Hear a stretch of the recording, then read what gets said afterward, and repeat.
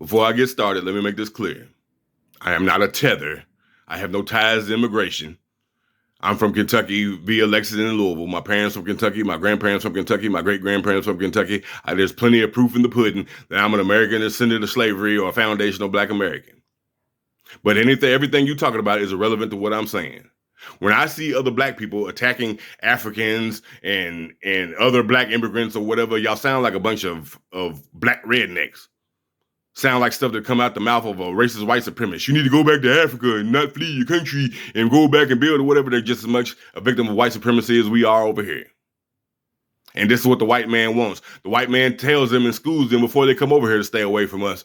Because if we end up all coming together with them, the white man becomes the minority in the United States and we become the majority. Now, I know how plenty of them feel about us or whatever, and I don't get mad about it. I just school them. I had there's an African dude that I work with that's like, well, Black people just need to work hard to do this. I was like, hold on, man, you've been here 4 years. We've been here over 400. Let me explain some things to you. And by the time I was done, he had pretty much an understanding.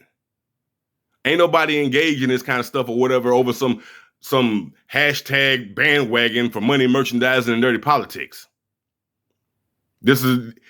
I remember Tariq Nasheed saying before this even started that he was offered a big bag to attack Black immigrants, and I think that he took it. I don't know. I'm just speculating, but it seemed like that to me.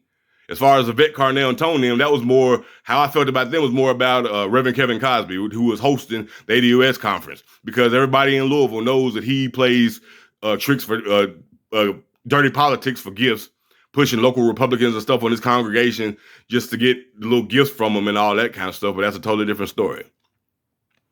But there is no excuse for Black people to be attacking other Black people based on culture or whatever.